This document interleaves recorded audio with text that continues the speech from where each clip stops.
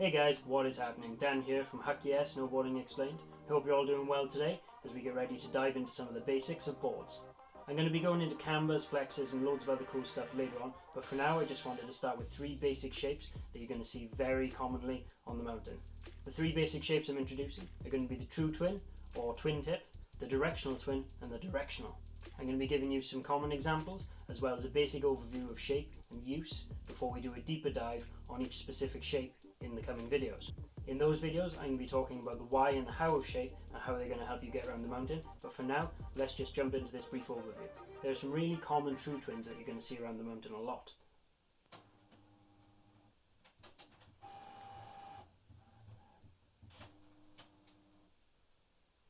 There's plenty of really common true twins that you're going to see when you're around the mountain, things like the Salomon Craft, the Captain DOA, the Burden Process and the Salomon Huck knife are all examples of those. Now, they're not all freestyle boards or all beginner boards, but they are generally branded as sort of do-it-all boards. Now, the reason for this is because true twins have perfect weight distribution, which means that they're symmetrical on both sides, they weigh the same, they ride the same left and right, goofy and regular, back and forth, which means that if you're riding switch or you're riding normal, that means you're going to have a really similar experience. And this is important for beginners because most beginners will learn to turn to the backside and then ride switch before they learn a toe side turn and move in an S across the slope. And when it comes to freestyling, most freestyle riders will ride switch and they'll jib a lot and they'll do a lot of flatland tricks, and having a really predictable weight distribution and an even sort of shape on either side is going to allow them to utilize the board as best they can.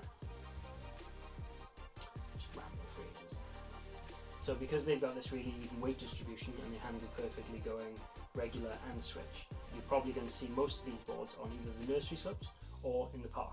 A lot of boards that are this shape tend to be do-it-all sort of boards, and as the saying goes, a jack of all trades, master of none. And that extends a little bit to true twins as well, where they do everything okay, but they don't excel really at the same things that directional boards or directional twins do. So if you're having a twin tip and you're going to take that and that's going to be your all mountain board, then you're not going to have as much of a kind of an easy time of it when you're doing backcountry or when you're kind of at high speed on the piste, just because the shape is more conducive to lower pace riding or to freestyle riding.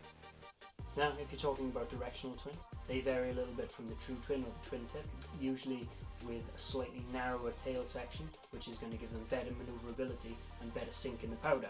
Some common ones of these you might have seen around the mountain are going to be the Burden Custom, which is their real, shredded all, tried and tested model. The Captain Mercury, which is the Captain DOA's sort of big brother and is a little more aggressive. The Salomon Assassin, which again is a quiver killer, as they call it, one board that does it all, that's got a real kind of heavy freestyle focus, but is also designed to stand up to higher speeds on the piste, as well as give you better flotation and power in comparison to something like the Craft or the Huck knife. These subtle variations in shape, like a narrower tail or a wider nose, are going to give them better versatility when you're backcountry riding or when you're riding at high speed.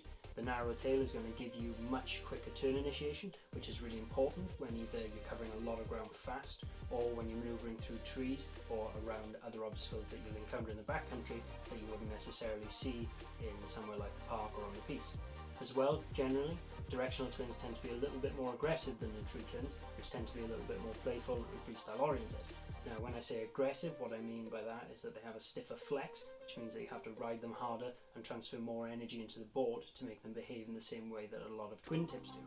But that isn't to say that they're not going to stand up well in the park either, or with freestyle riding. It's just that they might be more suited to intermediate or advanced riders rather than beginners. If you're looking for one board to really do everything, something that you can really progress on and figure out what kind of rider you are, then the directional twin is probably going to be the way that you want to lean. While a twin tip may be a really good choice, it's not going to give you the same sort of versatility in the backcountry or on the high speed runs that you would get with a directional twin. When they say quiver killer, what they mean is that you need one board that's going to do everything as well as all other boards. And while that's not quite true, because a directional twin is never going to be as good in the park as something that's solely park focused, or as good in the backcountry as something that's solely backcountry focused, a directional twin is generally going to be a tool that will fit everything better than any other type of board.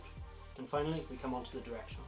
Directional boards are generally high-speed focus or backcountry focus, in the sense that they've got a very narrow tail and a wider nose to give you better float in the powder and better turn initiation and maneuverability. Now, you're going to need this when you're moving at high speeds because obviously you cover a lot of ground much quicker. So the amount of time that you have to think and then execute a turn is much shorter, even if the distance is large. Now, directional boards can either be alpine racing boards and high-speed boards designed to go on the runs, or they can be backcountry focused boards which are designed to give you flotation in powder.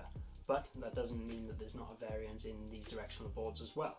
Some directional boards are backcountry freestyle boards and some are just backcountry boards.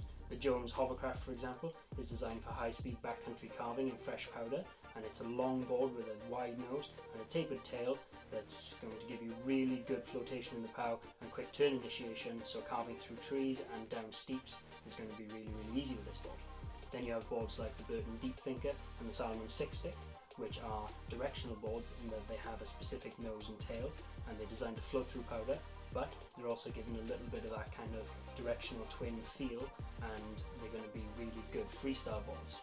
Now, usually, whether or not they're freestyle boards or backcountry specific boards is going to be dependent on the flex, the length, and several other factors that we're going to cover in more depth in the next video.